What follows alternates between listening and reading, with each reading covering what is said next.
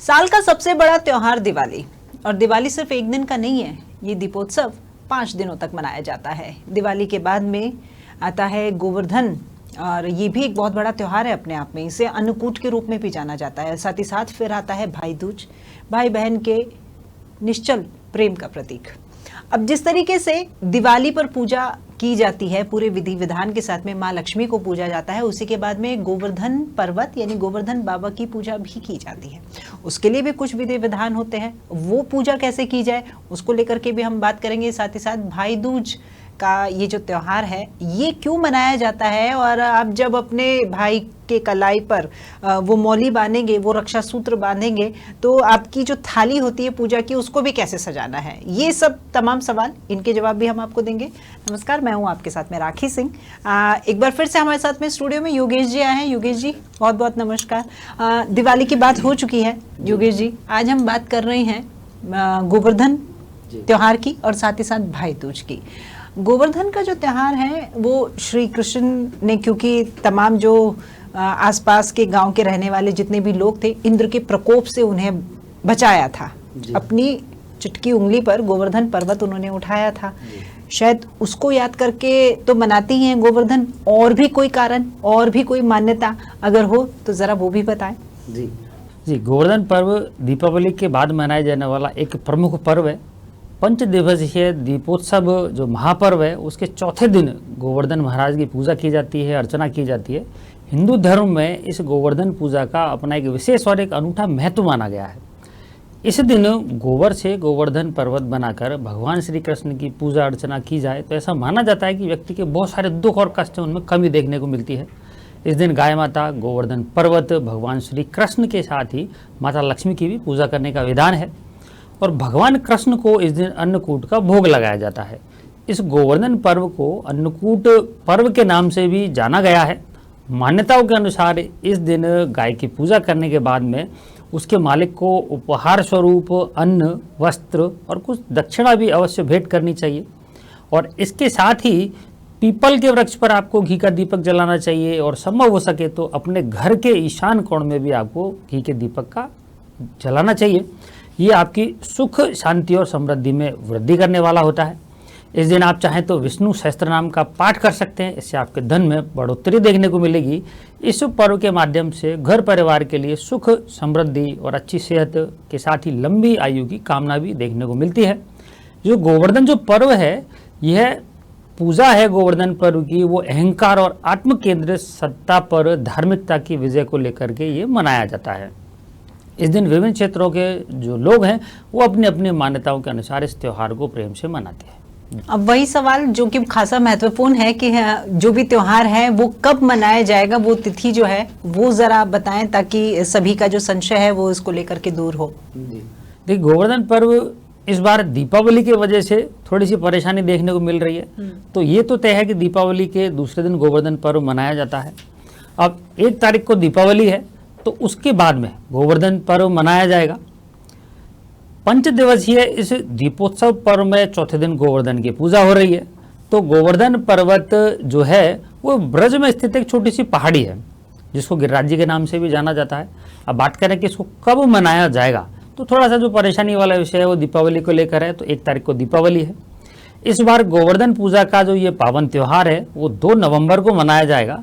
हालांकि इसकी तिथि जो है वो 1 नवंबर को शाम 6:17 पर चालू हो जाएगी, और इसका जो समापन है वो 2 नवंबर को रात 8:22 पर होगा। तो ऐसे में उदया तिथि के अनुसार गोवर्धन पर्व की जो पूजा है वो 2 नवंबर को ही की जाएगी। ये पर्व आपको 2 नवंबर को ही मनाना चाहिए। बात गोवर्धन पर्व की करें तो गोवर्धन के दिन प्रातःकाल शरीर की तेल मालिश करने के बाद स्नान करने पर रोगों से मुक्ति देखने को मिलती है। इस दिन घर के द्वार पर गोबर से गोवर्धन पर्वत के प्रतीक के रूप में गोवर्धन पर्व को मनाना चाहिए। उसके बाद गोवर्धन बना करके उसके सम्मुख श्री कृष्ण, गाय, ग्वालबाल, इंद्रदेव, वरुण देव, अग्निदेव और राजा बलि की पूजा करने का भी विधान माना गया है।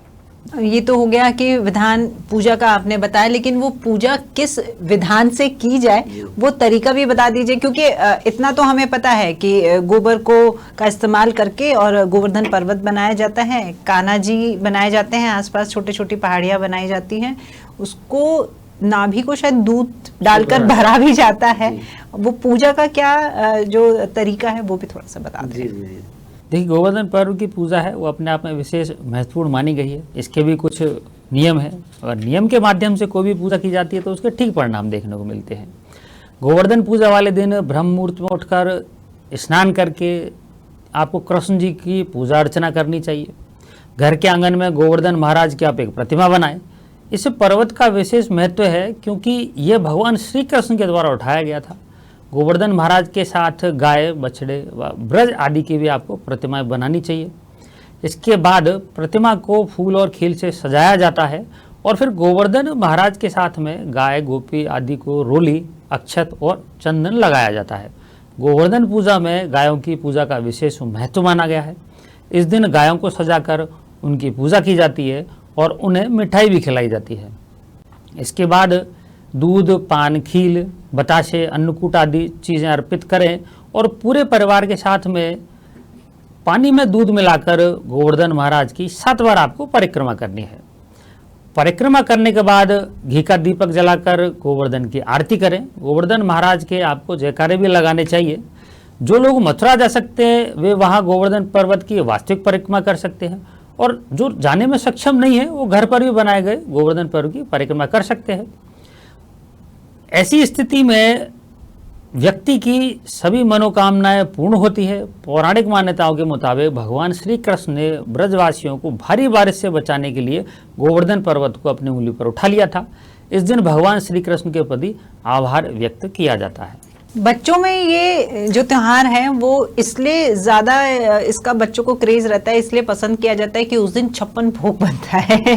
बच्चों को वैरायटी मिलती है खाने के लिए, तरह तरह के स्वादिष्ट व्यंजन बनाए जाते हैं और अन्नकूट के नाम से जाना जाता है। तो ये जो 56 भोग हैं, क्या ये कान्हा जी को हमारी तरफ से हम कृतज्ञता उनको दर्शा रहे हैं कि आपका कोटि कोटि धन्यवाद, आपने हमें उस इतनी बड़ी मुसीबत से बचाया और वो प्रथा अभी भी चल रही है? जी जी, ये वही प्रथा है कि भगवान कृष्ण ने इंद्र के प्रकोप से ब्रजवासियों को बचाया और उसी के उपलक्ष्य में उनको 56 प्रकार के भोग लगाए जाते हैं। अभी भोग के विषय में बात करें तो गोवर्धन पूजा को अन्नकूट के नाम से भी जाना जाता है। हर साल कार्तिक माह में आने वाली शुक्ल पक्ष की जो प्रतिपदा तिथि है उस दिन गोवर्धन पर्व की पूजा की जाती है।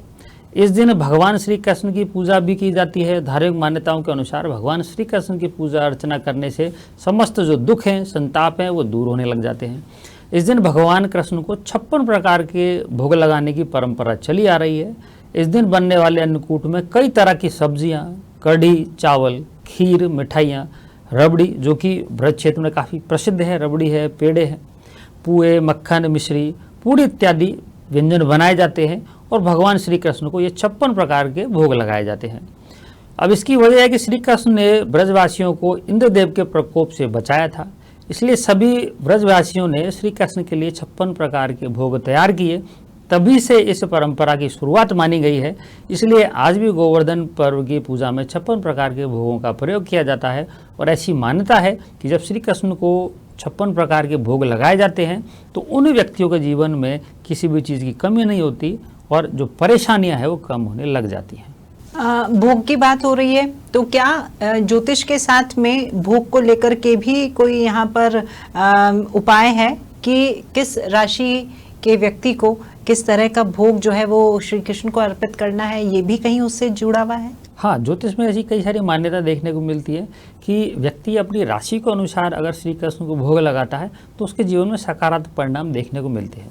तो 12 राशियों में पहली राशि की बात करें जो मेष राशि है, जिसका स्वामी मंगल है, तो गोवर्धन पूजा में यदि मेष राशि के लोग श्री कृष्ण को फल, मौसमी सब्जियाँ और लाल रंग की मिठाइयों का भोग लगाते हैं तो उनके जीवन में सुख शांति की वृद्धि होती है। इसी प्रकार से वृषभ राशि के जो लोग हैं वो भगवान कृष्ण को सफ़ेद रंग की मिठाई और सफ़ेद फलों का अगर वो भोग लगाते हैं तो उनके जीवन में आ रही परेशानियां वो काफ़ी कम होने लग जाती है। मिथुन राशि के जातक भगवान कृष्ण को हरी सब्जियां और अगर हरी मिठाइयों का भोग लगाते हैं तो उनके जीवन में काफ़ी उनको सकारात्मक परिणाम देखने को मिलेंगे।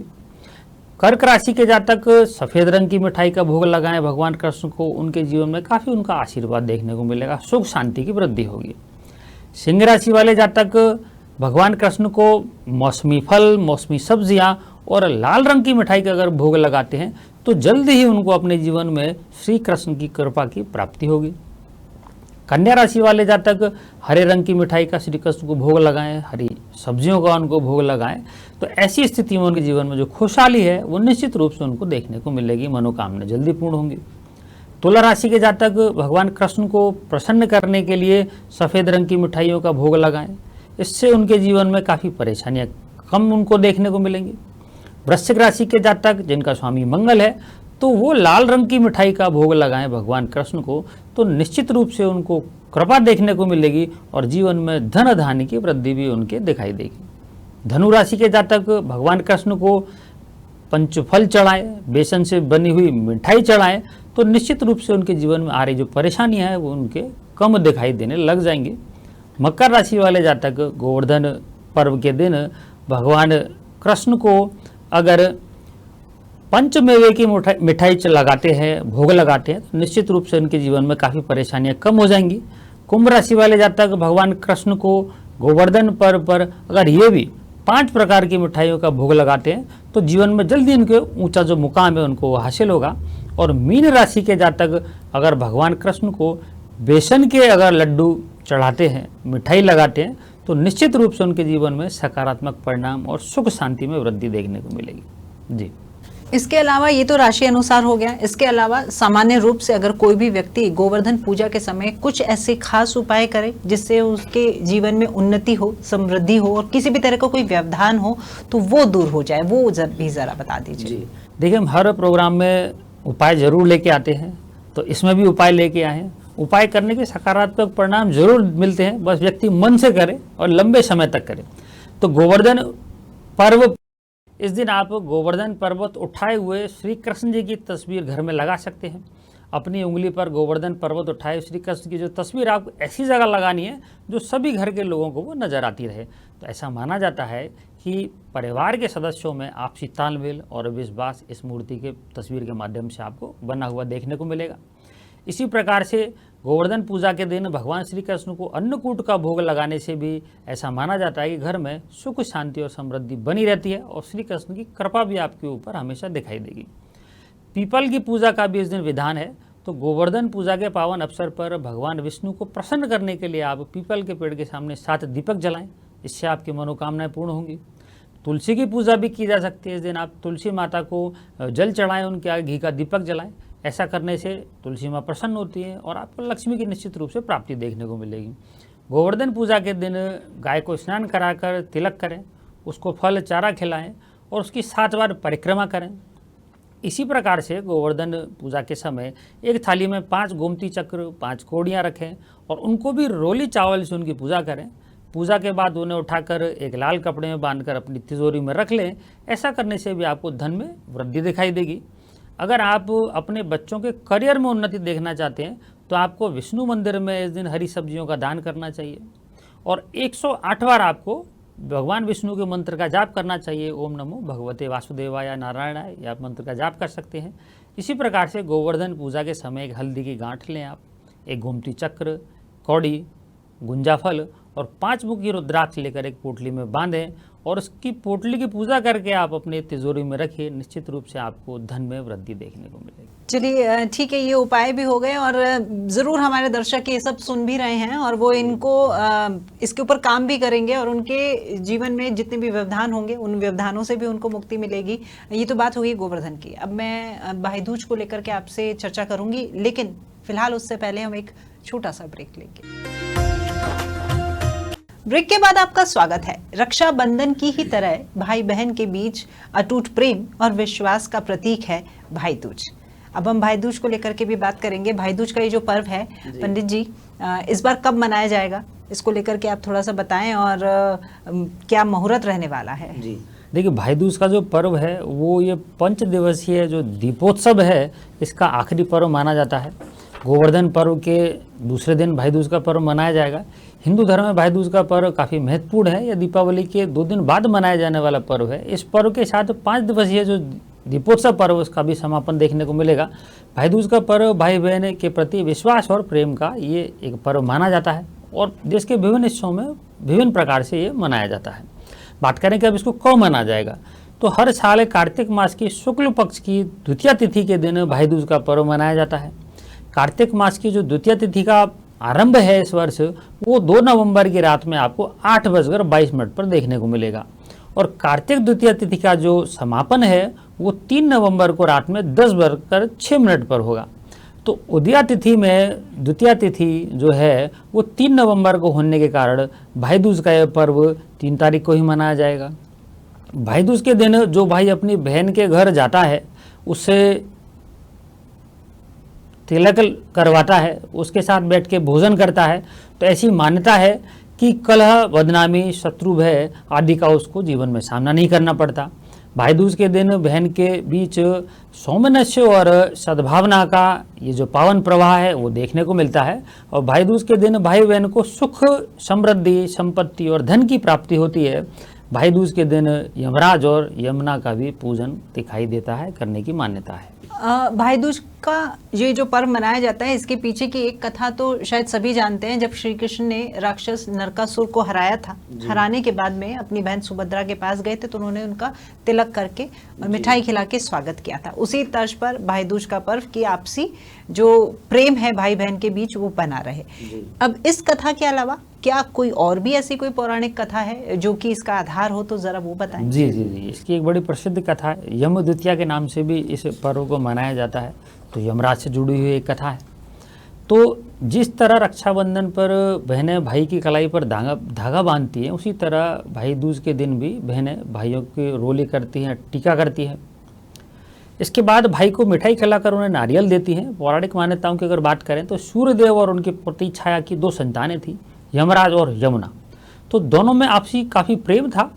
बहन यमुना हमेशा चाहती थी कि यमराज उनके घर भोजन करने आए, लेकिन यमराज उनकी विनती को हमेशा किसी न किसी वजह से टाल देते अपनी व्यस्तता के कारण।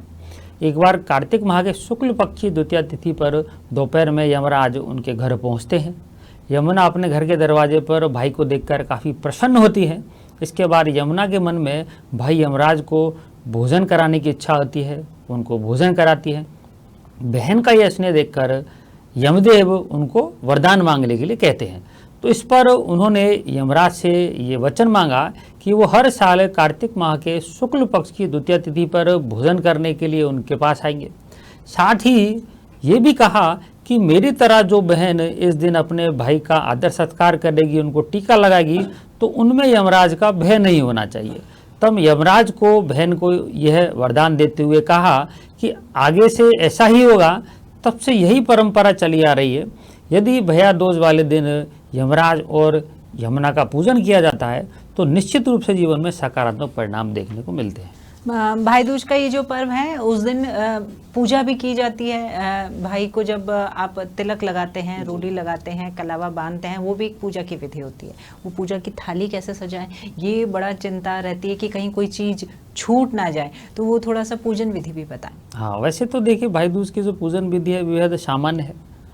सुबह जल्दी उठना होता है, आप स्नान करें, उसके बाद तैयार होना शुरू हो। भाई दूज के दिन बहनों को सुबह जल्दी स्नान करने के बाद में पहले तो पूजा करनी होती है। इसके बाद सूर्य देव को अर्घ्य देना चाहिए। भाई दूज पर सुबह जल्दी उठकर स्नान करें और घर के मंदिर में एक तो दीपक जलाएं। इस दिन भगवान गणेश, यमराज, यमुना जी की पूजा की जाती है। घर के मंदिर की आपको उस दिन सफाई करनी चाहिए। और बात मंदिर की करें तो नॉर्थ ईस्ट यानी कि उत्तर पूरब का जो कोना है, ईशान कोण, उसमें ही मंदिर आपको बनाना चाहिए। फिर पिसे हुए चावल से चौक बनाएं और उस पर भाई को बिठाएं। शुभ मुहूर्त में भाई को तिलक करना चाहिए। तिलक लगाने के बाद भाई को गोला, पान, बतासे, फूल, काले चने और सुपारी देने का विधान है। भाई की आरती उतारें, भाई को भोजन कराएं, भाई को नारियल भेंट करें। भाई को कलावा भी बांधना होता है और उपहार भी भाई को देना होता है। भाई दूज पर यमुना में स्नान करना भी शुभ माना जाता है। भाई दूज के पर्व पर बहनें अपने भाई की लंबी उम्र की कामना करती हैं और इस पर्व पर पूजा की थाली में जो विशेष आपका प्रश्न है तो सिंदूर, फूल, चावल, एक चांदी का सिक्का, पान के पत्ते, नारियल, सूखा हुआ नारियल इसमें लेना होता है, फूल की पत्तियां, कलावा, मिठाई और फल के माध्यम से थाली को सजाना चाहिए।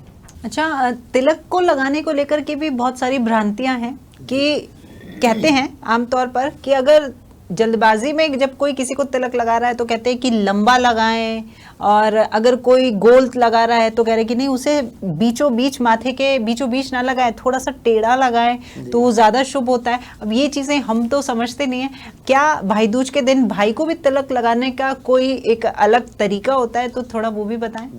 देखिए, तिलक तो भारतीय संस्कृति में प्रतिदिन लगाने वाली एक विधा है, उसको लगाया जाता है। तो तिलक लगाने की जो व्यवस्था है वो तो प्रतिदिन के हिसाब से ही होती है। भाई दूज के दिन भी बात कर लेते हैं कि कहते हैं कि कार्तिक शुक्ल प्रतिपदा के दिन जो बहन अपने भाई के माथे पर कुमकुम का तिलक लगाती है, उनके भाई को कभी सुखों में कमी नहीं होती।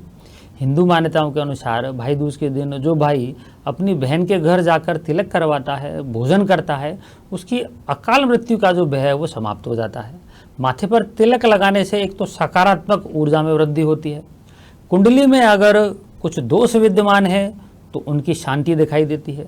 तिलक को विजय और पराक्रम के साथ ही सम्मान से जोड़कर देखा जाता है। शास्त्रों में बताया गया है कि तिलक लगाने वाले व्यक्ति की स्मरण जो शक्ति है वो काफ़ी देखने को मिलती है और एकाग्रता बढ़ती है। तिलक लगाने से कई लोगों के बिगड़े हुए काम भी ठीक होने लग जाते हैं और माना जाता है कि तिलक के ऊपर अक्षत यानी कि चावल लगाने से मन शांत बना रहता है। असल में अक्षत को चंद्रमा का प्रतीक माना गया है। मान्यता के अनुसार भाई दूज के दिन जो भाई बहन के घर जाकर तिलक लगवाता है और भोजन करता है तो उसको अपने जीवन में कलह, शत्रु, दरिद्रता और भय से मुक्ति देखने को मिलती है। उसकी लंबी आयु होती है, यश बढ़ता है। शास्त्रों के अनुसार चंदन का टीका लगाने से घर में अन्न और धन में वृद्धि होती है, सौभाग्य में बढ़ोतरी होती है। जो लोग टीका लगाते हैं वो सात्विक और शांत मन से जीवन जीते हैं। तिलक लगाने वाले लोगों में आत्मविश्वास भी आपको काफ़ी देखने को मिलेगा। उनका मन विचलित नहीं होता क्योंकि इससे मानसिक शांति उनको अनुभूत होती है। पंडित जी, तिलक जो होता है अमूमन कुमकुम या रोली का ही लगाया जाता है। क्या ऐसे में आप हल्दी का या चंदन का तिलक भी लगा सकते हैं? ऐसा भी कोई मान्यता होती है? जी देखिए, वार के अनुसार तिलक लगाया जाता है। वैसे आप प्रतिदिन कुमकुम का तिलक लगा सकते हैं, वो चलेगा।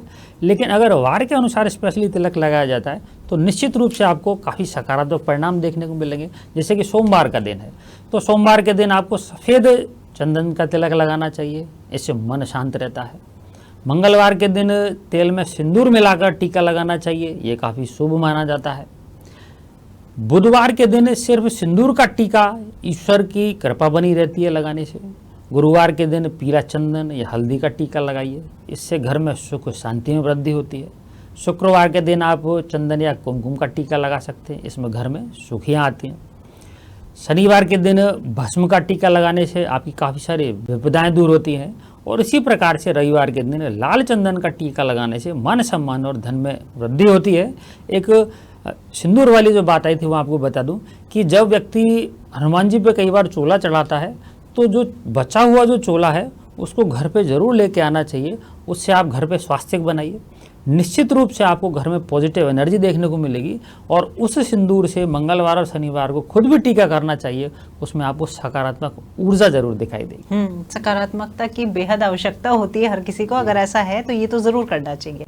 चलिए बात कर लेते हैं भाई दूज पर होने वाले कुछ उपायों की, क्योंकि यहाँ ये उपाय ज़्यादा आवश्यक इसलिए हो जाते हैं कि जो बहन भाई होते हैं वो बचपन से लड़ते झगड़ते बड़े होते हैं, फिर बहन अपने ससुराल चली जाती है, भाई वो वहीं रह जाता है। तो कुछ ही ऐसे मौके होते हैं जब वो एक साथ समय बिता पाते हैं, लेकिन वो जो समय है वो आपस में प्रेम पूर्वक बिता पाए, इसको लेकर के कोई खास उपाय बता। जी हाँ, तो इसमें भी कुछ अपन उपाय देख लेते हैं कि भाई दूज के दिन कौन से सकारात्मक आपको उपाय करने चाहिए।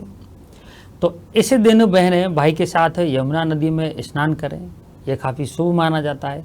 इससे घर में आपको खुशहाली आएगी, भाई के साथ आपका रिश्ता जो है काफ़ी मजबूत बना हुआ देखने को मिलेगा। भाई दूज के दिन बहनों को यमराज के नाम से चौमुखी दीपक जलाकर घर के बाहर रखना चाहिए। इससे उनके भाई के लिए आयु में वृद्धि दिखाई देती है, ऐसा माना जाता है। भाई दूज के दिन किसी गरीब या ज़रूरतमंद व्यक्ति को खाना खिलाना चाहिए। तो भोजन कराने से ऐसा माना जाता है कि उनके भाई की आयु में वृद्धि होती है और जीवन में खुशहाली आती है। भाई दूज के पर्व पर पूजा करने के लिए सबसे पहले आप आटे से चौका बनाएं। उसके बाद भाई को इस चौकी पर पूर्व दिशा की ओर मुँह करके बिठाएं और भाई के सिर पर फूल, पानी, सुपारी और पैसा रखकर माथे पर तिलक करें। भाई दूज के दिन बहनें भाई को पान भेंट करें। ऐसी मान्यता है कि ऐसा करने से बहनों का जो सौभाग्य है वह अखंड बना रहता है। भाई दूज के दिन तिलक की थाली में सफ़ेद चावल, सुपारी और चांदी का सिक्का अवश्य रखना चाहिए। और भाई दूज के दिन भाई को नारियल, गरी, मिश्री, काला चना और पान के साथ में सुपारी को भी उनको भेंट करना चाहिए। तो ये तो हो गए उपाय, और इन उपायों पर अगर चलते हैं तो निश्चित रूप से इसके भी सकारात्मक जो परिणाम हैं वो देखने को मिलेंगे। बहुत शुक्रिया आपका योगेश जी हमारे साथ में जुड़ने के लिए। और आप सभी तक तमाम उपाय और किस तरह की पूजन विधि होगी, 2 त्योहारों की हमने बात करी है, चाहे वो गोवर्धन का पर्व हो चाहे भाई दूज का पर्व। आपके लिए ये दोनों ही त्योहार जो हैं वो शुभकारी हो, मंगलकारी हो और आपके घर में सुख समृद्धि लेकर के आएं, इसी की हम कामना करते हैं। नमस्कार।